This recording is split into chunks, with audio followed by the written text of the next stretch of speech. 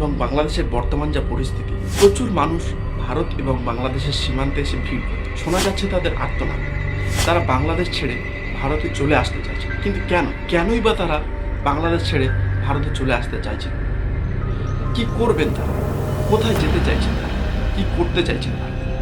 ভারত সরকার বর্তমানে একটি special committee গঠন করেছে, যার কাজ হলো ভারত এবং বাংলাদেশের সীমান্তে কড়া নিরাপত্তা রক্ষা করা এবং ভারতের যে সমস্ত মানুষ কর্মসূত্রে এবং শিক্ষার জন্য বাংলাদেশে রয়েছেন তাদেরকে পুনরুদ্ধার করা এবং তাদের নিরাপত্তা সুনিশ্চিত করা। আপনারা সবাই জানেন, গত 5ই আগস্ট বাংলাদেশের প্রধানমন্ত্রী শেখ হাসিনা পদত্যাগ করে ভারতবর্ষের নতুন দিল্লিতে এসে আশ্রয় নিয়েছে। কথা ছিল তিনি হয় ইউকে আর না হয় ইউএসএতে চলে যান, কিন্তু সেদিক থেকে নেতিবাচক উত্তর পাওয়ায় যতদিন পর্যন্ত তার গন্তব্য ঠিক না হবে, অর্থাৎ কোন দেশে তিনি যাবেন সেইটা যতক্ষণ না ঠিক হবে ততক্ষণ পর্যন্ত বা ততদিন তিনি ইন্ডিয়াতে থাকবেন বলে জানা যাচ্ছে। কিন্তু প্রশ্নটা হচ্ছে এই জায়গায়, যদি কোনো দেশ তাকে আশ্রয় না দেন, থাকার জায়গা না দেন, তাহলে ইন্ডিয়া সরকার অর্থাৎ ভারত সরকার শেখ হাসিনাকে নিয়ে কী বা করবে?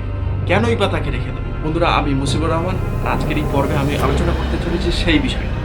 আর সেই জন্য ভিডিওটি স্কিপ না করে শেষ পর্যন্ত দেখতে থাকুন। প্রতিবেশী দেশ বাংলাদেশের সঙ্গে ভারতের কূটনৈতিক বিষয় নিয়ে প্রশ্ন উঠেছে বহুবার। 1971 সাল থেকে, অর্থাৎ বাংলাদেশের স্বাধীনতার পর থেকে প্রতিবেশী দেশ ভারতের সঙ্গে কূটনৈতিক সম্পর্ক এবং রাজনৈতিক সম্পর্ক এবং প্রধানমন্ত্রীর সঙ্গে দেশের যে ভ্রাতৃত্ববোধের সম্পর্কটি সেটি অটুট থেকেছে, সবসময়ের জন্য ভালো ছিল।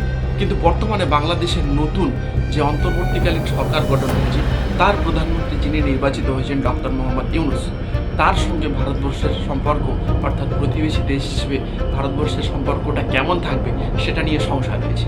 ডক্টর মোহাম্মদ ইউনূস প্রধানমন্ত্রী হিসেবে শপথ নেওয়ার পর জাতির উদ্দেশ্যে ভাষণ দিয়ে বলেন, আপনারা যদি আমাকে বিশ্বাস করেন তাহলে আর কোনো হামলা নয়, আমাদের শান্তি শৃঙ্খলা বজায় রাখতে হবে, এটাই আমাদের দায়িত্ব এবং এটাই আমাদের কর্তব্য। তিনি আরও বলেন, দেশের নানা জায়গায় অত্যাচার হয়েছে, হামলা হয়েছে, মানুষের বাড়িঘর ভেঙে দেওয়া হয়েছে, মানুষের উপর অ্যাটাক করেছে, বাড়ির বিভিন্ন জিনিসপত্র চুরি করা হয়েছে, তুলে আনা হয়েছে মানুষের উপর অত্যাচার করেছে, সংখ্যালঘুদের উপর অত্যাচার হয়েছে, হিন্দু বৌদ্ধ খ্রিস্টানদের উপর অত্যাচার হয়েছে। এটা একটি ষড়যন্ত্র মাত্র। এটা আমাদের কাজ নয়। আমাদের কাজ প্রত্যেকটা মানুষকে রক্ষা করা এবং দেশের প্রত্যেকটা মানুষ আমাদের ভাই, আমাদের বোন। তার এই ইতিবাচক বক্তব্য সারা দেশে সাড়া ফেলে দিয়েছে। কিন্তু বন্ধু, শেখ হাসিনা বর্তমানে ইন্ডিয়াতে যে আশ্রয় নিয়েছেন, তিনি যদি প্রকৃতপক্ষে অন্য কোনো দেশে আশ্রয় না পায় তখন তার সলিউশন কী হবে সেটা নিয়ে একটা জিজ্ঞাসা চিহ্ন থেকেই যায়। বর্তমানে তার ছেলে অর্থাৎ শেখ হাসিনার ছেলে সজীব অজেদ জয়, তিনি কিন্তু বহুবার ভাষণ দিয়ে রাজনৈতিক ক্ষমতাটাকে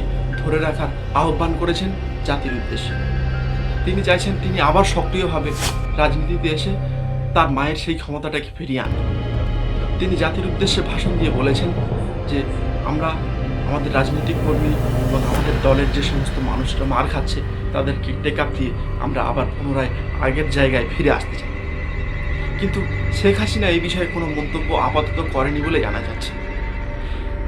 ভারত এবং বাংলাদেশের সংবাদ মাধ্যমে জয়ের যে সমস্ত বক্তব্য প্রচারিত হচ্ছে সেটা কিন্তু একান্ত তার নিজস্ব দাবি। ভারত এবং বাংলাদেশের কোনো সংবাদ মাধ্যমের দাবি নয়, এটা একান্ত তার নিজের দাবি। শেখ হাসিনা যদি অন্য কোনো দেশে আশ্রয় না পায় তাহলে প্রশ্নটা একটা জায়গায় থেকে যায় যে তাহলে কি রিফিউজি বা শরণার্থী হিসেবে মোদী সরকার তাকে ভারতবর্ষে রেখেই দেবেন?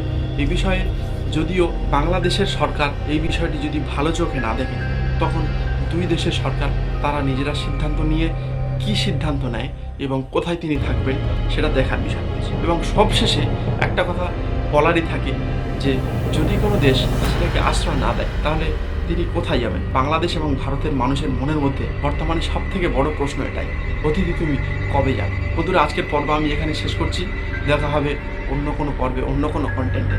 ততক্ষণ পর্যন্ত নিজের খেয়াল রাখবেন, ভালো থাকবেন। আর ভিডিওটা যদি ভালো লেগে থাকে তাহলে চ্যানেলটা সাবস্ক্রাইব করে একটি লাইক দিয়ে দেবেন। Thank you.